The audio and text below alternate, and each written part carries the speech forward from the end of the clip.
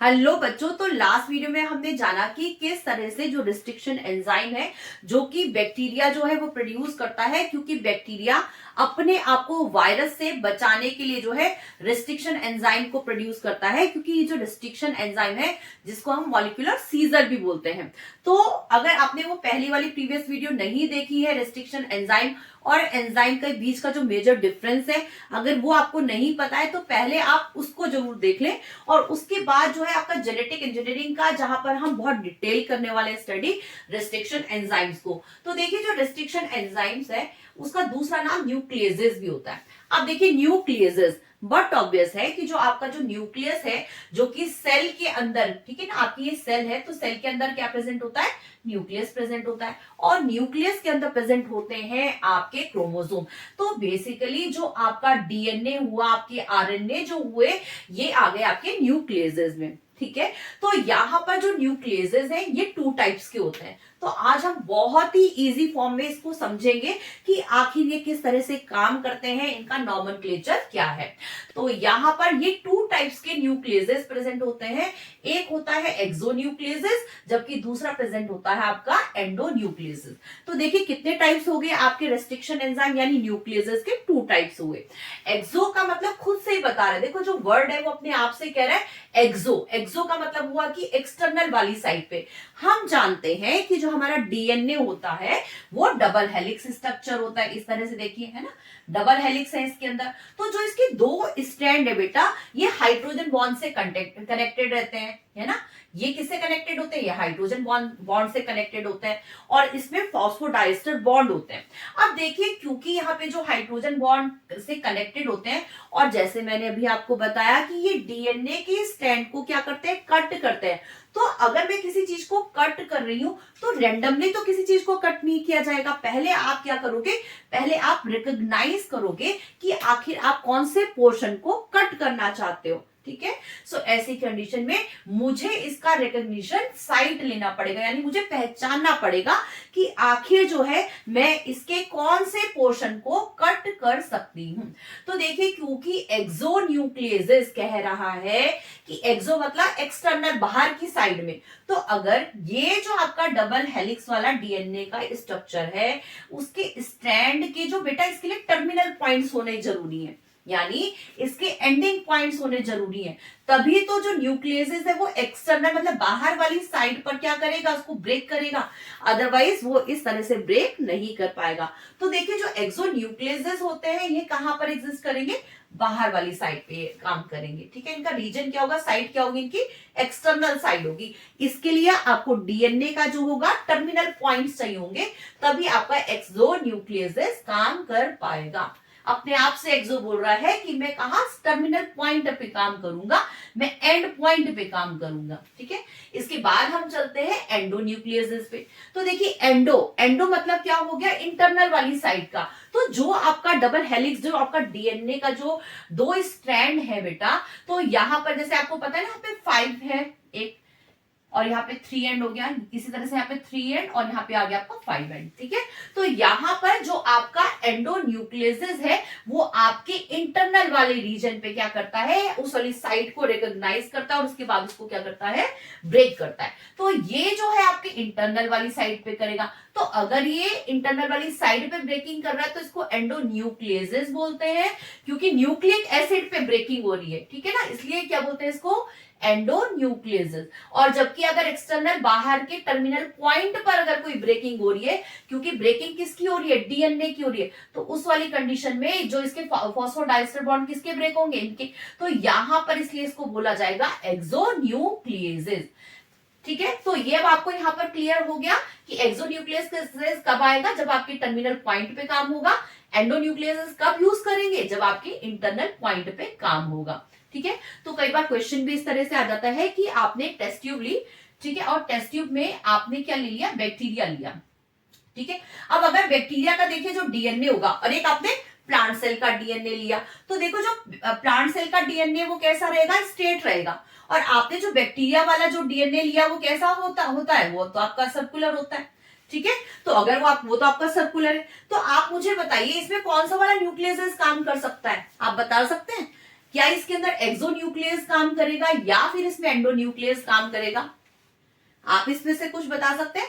तो देखिए इसका आंसर क्या है, इसमें एक्सोन्यूक्लियस किसमें काम करेगा? प्लांट सेल पे काम करेगा। अगर मैं इसमें जो है एक्सोन्यूक्लियस डाल रही हूं तो वो कहां पर काम कर रहा है? प्लांट सेल पर, क्योंकि प्लांट सेल लीनियर फॉर्म में है, ठीक है, वो स्ट्रेट है, तो इसके पास टर्मिनल पॉइंट्स है, ठीक है, तो कहां पर काम करेगा? इस पे एक्सोन्यूक्लियस काम करेगा। इसके पास कोई पॉइंट नहीं है, इसका टर्मिनल पॉइंट ही नहीं है, ये तो सर्कुलर डीएनए, ठीक है, ये किसका? बैक्टीरिया का कैसा डीएनए? Circular DNA. तो इसीलिए यहां पर जो है आपका एक्सोन्यूक्लियस काम नहीं करेगा। यहां पर कौन सा काम कर सकता है? एंडोन्यूक्लियस बैक्टीरियल सेल में काम कर सकता है, लेकिन प्लांट सेल में जो है आपका एक्सोन्यूक्लियस काम कर सकता है, क्योंकि यहां पर जो एक्सोन्यूक्लियस है बेटा वो टर्मिनल पॉइंट पर काम करेगा। आई होप सो कि आप एक्सोन्यूक्लियस और एंडोन्यूक्लियस का जो बीच का ये जो डिफरेंस है अभी आपको ये क्लियर हो गया होगा, ठीक है। तो चलो अभी हम स्टडी करते हैं कि आखिर जो हमारे रिस्ट्रिक्शन एंजाइम्स है, ठीक है, तो ये रिस्ट्रिक्शन एंजाइम्स कौन कौन से हैं? आपका फर्स्ट रिस्ट्रिक्शन एंजाइम कौन सा है? तो पहले भी हम इसको स्टडी करते हैं।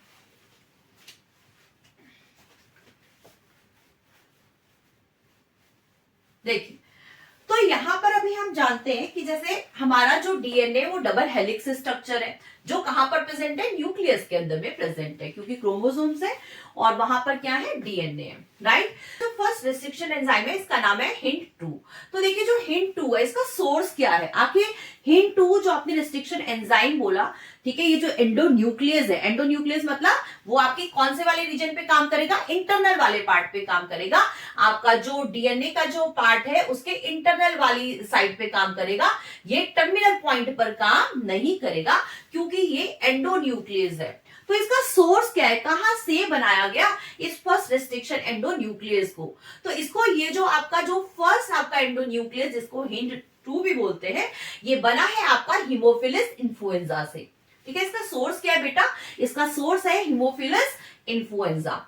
इसी तरह से जो EcoR1 ये भी आपका रिस्ट्रिक्शन एंजाइम है, ठीक है, रिस्ट्रिक्शन एंडोन्यूक्लियस है। इसको कहां से? इसका सोर्स क्या है? Escherichia coli. और इसी तरह से आपका BAMH1, इसका जो सोर्स है वो है आपका बैसिलस एमाइलोक्विस्पिफेसिंस, ठीक है। तो ये हो गया आपके सोर्स। तो BAMH1 का हो गया बैसिलस एमाइलोलिक्विफेसिंस और EcoR1 का हो गया एस्चेरिचिया कोलाई, जबकि HINT2 का है आपका हीमोफिलस इन्फ्लुएंजा। ये इनके सोर्स हैं जहां से आपको एंडोन्यूक्लियस जो है वो बनाए हैं, आपने रिस्ट्रिक्शन एंडोन्यूक्लियस लिए हैं। अभी हम जानेंगे कि जो इनका रिकॉग्निशन सीक्वेंस है वो क्या है। तो देखिए इसको मैं बहुत ही इजी फॉर्म में आपको निमोनिक के थ्रू आप इसको बहुत इजी फॉर्म में याद कर सकते हैं, क्योंकि बहुत बार एग्जाम में पूछा भी जाता है। तो देखिए जो एस्चेरिचिया कोलाई है, ठीक है, EcoR1 का जो रिकॉग्निशन सीक्वेंस है वो है घटक। तो आप देखिए घटक में क्या हुआ? घटक को कैसे याद रखेंगे? GAATTC। तो इसको यहां पे लिख देते हैं, इसका क्या हो गया यहाँ पे? घटक, ठीक है, GAATTC। टोटल कितने इसमें बेस पेयर है? 6 बेस पेयर है, ठीक है।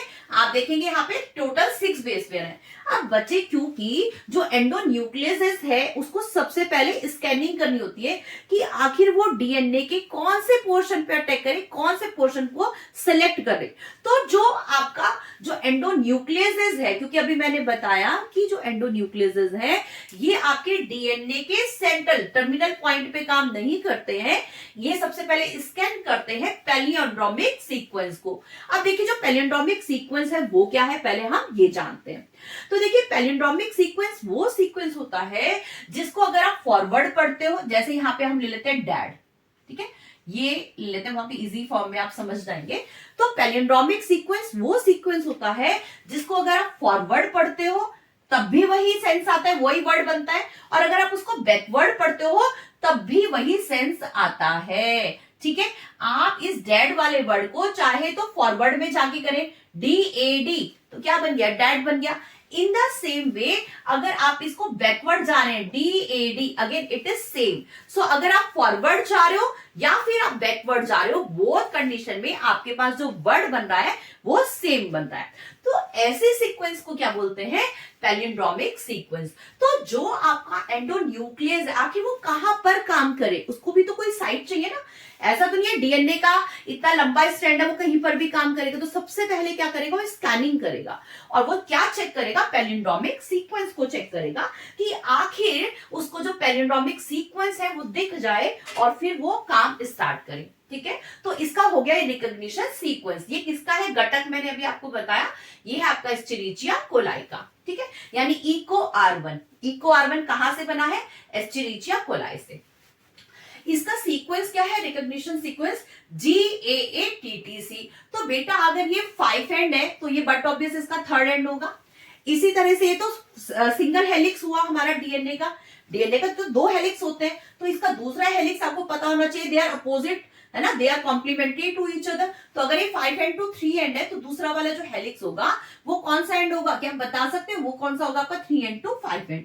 और अभी जैसे मैंने आपको बताया वो कॉम्प्लीमेंट्री है। ठीक है, तो इस कंडीशन में जो आपका ये घटक है, तो यहां पर बिल्कुल आपने जैसे अभी पैलिंड्रोमिक सीक्वेंस लिखा था, यहां पर आप लिख लेंगे। तो यहां पे आ जाएगा आपका C, देन फिर T, फिर T, then A and then G। Right, अब देखिए जो ये पैलिंड्रोमिक सीक्वेंस है, ठीक है, पैलिंड्रोमिक सीक्वेंस तो आपने बना लिया, लेकिन ये आखिर कहां पर काम करेगा? तो इसका जो ये बेस पेयर है बेटा, ये G और A के बीच में कट करता है। ठीक है, इसको रेड से कर लेते हैं। G और A के बीच में जो है ये अपनी सीजर को चला देगा कि ठीक है यहां से कटिंग करो। तो देखिए 5 टू थर्ड एंड पे तो G और A का सीक्वेंस यहां पर है, लेकिन इस वाली साइड में G और A यहां पर, तो यहां से कट करेगा। तो इस तरह से इसकी ब्रेकिंग हो जाएगी, इस तरह से इसकी कटिंग हो जाएगी, है ना। यहाँ पे देखिए G और A के बीच में इसने कट करना है। इसका रिकॉग्निशन सीक्वेंस ये है, पैलिंड्रोमिक सीक्वेंस को घटक को चेक करेगा, उसमें G और A के बीच में ये क्लीव लगा देगा, यानी उसमें कटिंग कर देगा। राइट, सो इस तरह से यहां पर कटिंग हो गई। अब खुद सोचिए जब ये यहां पर कटिंग हो गई तो दोनों के दोनों देखिए पहले स्ट्रैंड इस तरह से थे, ये दोनों आपस में हाइड्रोजन बॉन्ड से कनेक्टेड थे, लेकिन जैसे ही आपने इसमें इनके बीच में कटिंग की तो दोनों सेपरेट हो जाएंगे, यानी इनके पास जो है हैंगिंग्स रहेंगे कुछ। ठीक है, हैंगिंग्स रहेंगे, यानी इनकी जो पेयरिंग थी अभी तक, अब वो पेयरिंग आपने क्या कर दी? आपने उसको डिस्कनेक्ट कर दिया। अब वो जो है वो पेयर में नहीं है। अब देखिए कोई भी चीज जो होती है वो हमेशा क्या हो गई, तो दोनों फ्रेंड्स थे ना, तभी तो ये कनेक्टेड थे, हाइड्रोजन बॉन्ड से कनेक्टेड थे। लेकिन जैसे ही आपने इनको सेपरेट कर दिया, सीजर से आपने कट कर दिया, तो कहीं ना कहीं आपने उनके फ्रेंड्स को क्या कर दिया? डिटैच कर दिया। और हर एक इंसान अपने फ्रेंड के साथ ही रहना चाहता है। तो बट ऑब्वियस है इनके एजेस कैसे हो जाएंगे? इनके एजेस किस तरह के होंगे? यहां पर ये इनके जो एजेस हैं बेटा वो इस टाइप से हैंगिंग एजेस बन जाएंगे। ठीक है, यहां से ये तो कट हो गया, इसके बाद देखिए ये इस तरह से, ठीक है ना, ये इस तरह से हो गया। और नीचे वाला जो सीक्वेंस है, क्योंकि सेपरेट हो जाएंगे अब तो ये देखिए इसका ये यहां से कटिंग हुआ था, तो ये अगर ये यहां से कट होता है तो इसके एजेस इस टाइप के बन जाएंगे। तो अभी ये सेपरेट हो चुके हैं, पहले कनेक्टेड थे लेकिन अभी ये सेपरेट हो चुके हैं। तो इसी तरह से ये जो एंड्स हो गए ये स्टिकी एंड्स को जनरेट करते हैं। राइट, स्टिकी एंड समझ रहे हो ना, स्टिकी मतलब कि आप इस पे कुछ स्टिक कर सकते हो। राइट, तो ये कौन से एंड्स को जनरेट करते हैं?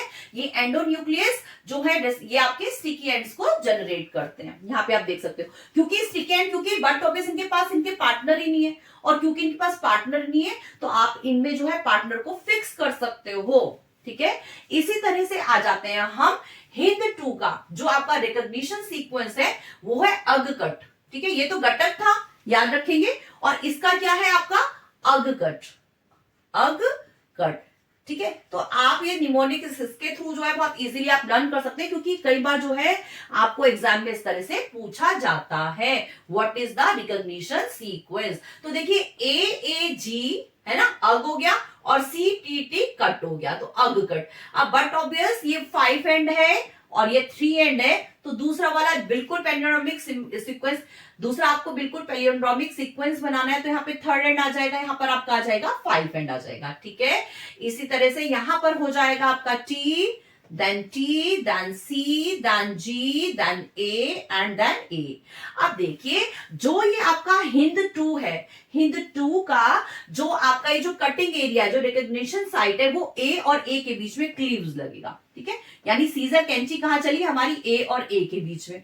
तो यहां पर दूसरे वाले एंड पर कहां है, यहां पर ए। तो बट ऑब्वियस यहां पर भी कैसे एंड्स बनेंगे, यहां पर भी आपके स्टिकी एंड्स बनेंगे। और इसी तरह से जो आपका बैम H1 है, बैम H1 का जो है बेटा, वो आपका रिकॉग्निशन सीक्वेंस क्या है, गगटक।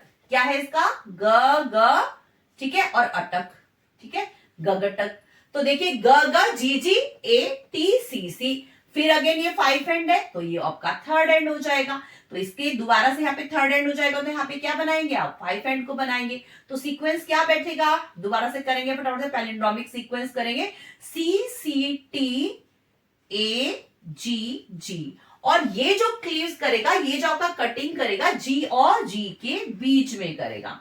इसी तरह से जब ये G और G के बीच में करेगा, तो यहां पर भी कौन से एंड्स बनेंगे, स्टिकी एंड्स बनेंगे, क्योंकि आपने उनके पार्टनर को सेपरेट कर दिया, ठीक है। तो इसीलिए जो आपका ये वाला जो सीजर होगा, आपके स्टिकी एंड को प्रोड्यूस करेगा कौन, एंडोन्यूक्लियस। एंडोन्यूक्लियस क्योंकि स्टिकी एंड को प्रोड्यूस करता है, इसीलिए बहुत ही ज्यादा इंपॉर्टेंट होता है हमारी जेनेटिक इंजीनियरिंग में, राइट। सो इस तरह से आप याद कर सकते हैं इनके रिकॉग्निशन सीक्वेंस को। अब देखिए सबके सब जो है 6 पेयर है, चेक कर सकते हैं आप इसमें 1 2 3 4 5 6, तो टोटल कितने पेयर्स हो गए इसमें, 6 पेयर्स है इसमें, ठीक है। और यहां पर भी जो आपका इको R1 का है, इसमें भी आ गए 6 पेयर। अब मैं बात करती हूँ इनके नॉमेनक्लेचर को लेकर। तो देखिए आपने जूनियर उसमें जो है प्रीवियस क्लासेस में पढ़ा था, बाइनोमियल नॉमेनक्लेचर पढ़ा था, है ना, जिसमें जीनस और स्पीशीज का नेम था। सेम यहां पर भी बिल्कुल ऐसे ही है। तो देखो हेमोफिलिस, जैसे हिंद 2 है, तो हेमोफिलिस में देखिए यहाँ पे हेमोफिलिस का क्या आ जाएगा, यहाँ पे H आ गया।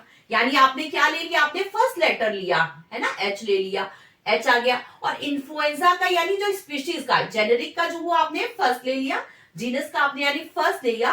और जो आपने स्पीशीज है, स्पीशीज के 2 लेटर लिए, IN आ गया, है ना, यहाँ पे देखिए।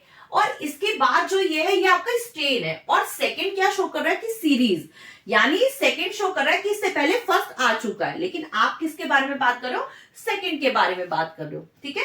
तो इस तरह से इनका ये नॉमेनक्लेचर है, आप इनके नाम रखते हैं। इसी तरह से एस्चेरिचिया कोलाई को, जिसको हम इको R1 बोलते हैं। तो देखियो ये जो हो गया आपका जीनस, जीनस में ई क्या हो गया, यहां पर ई आ गया आपका। और ये जो कोलाई है ना, जो कि ये जीनस है तो ये आपका स्पीशीज होगा, कोलाई का CO जो है वो यहां पर आ गया, तो एको बन गया आपका। R जो है वो स्ट्रेन है, और ये फर्स्ट रोमन नंबर है, ये बता रहा है कि ये फर्स्ट वाला जो है आपका एस्चेरिचिया कोलाई की फर्स्ट जो टर्म है, इसको आपने स्टडी किया है, ठीक है। ये सीक्वेंसिंग बता रहा है, जैसे आपका रोल नंबर होता है ना, number 1 number 2 number 3 number 4। Suppose एक ही नाम है, सपोज एक प्रियांशी नाम है ना, तो प्रियांशी, सपोज प्रियांशी गुप्ता, प्रियांशी सिंह, प्रियांशी अग्रवाल, तो आपने क्या नंबर दिया, नंबर 1 नंबर 2 नंबर 3। तो अगर मैं 1 की बात, तो सीक्वेंसिंग बेसिकली आपने क्या किया, यहाँ पे सीक्वेंस दे दिया।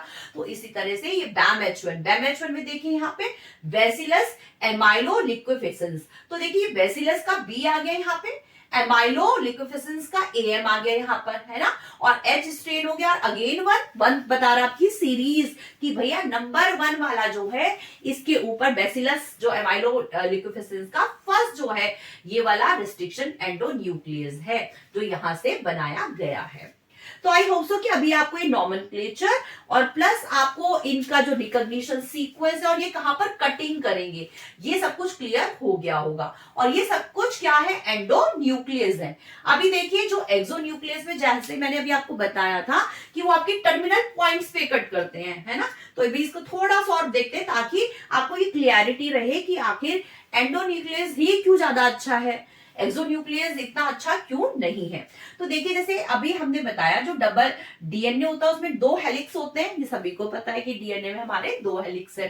और क्योंकि जो आपका एक्सोन्यूक्लियस है वो आपके साइड में करता है, देखिए तो अगर मैं इसको साइड में कट कर रही हूँ बेटा, तो यहां पर जो कटिंग हो रही है वो बिल्कुल डायरेक्ट इस तरह से कट हो रहा है। और क्योंकि डायरेक्ट कट हो रहा है, तो यहां पर जो बॉन्डिंग होगी, वो पूरा का पूरा जो फ्रेगमेंट्स बनेंगे, मेरे डीएनए के जो फ्रेगमेंट्स बनेंगे, वो ब्लंट एंड के होंगे, देखते हैं। जैसे यहाँ पर कैसे एंड से, इसमें स्टिकी एंड से, ठीक है, यहां पर कैसे एंड से, स्टिकी एंड से। जबकि इस वाली साइड में जो एक्सोन्यूक्लियस है बेटा, जब वो कटिंग करता है तो वो ब्लंट एंड को प्रोड्यूस करता है यहां पर, क्योंकि सारे के सारे जो पेयरिंग है, जैसे सपोज मैं यहीं पे इसका सीक्वेंस ले लेते हैं, यहाँ पे सपोज ये GAATTC है, ठीक है, और यहाँ पे CTTAAG,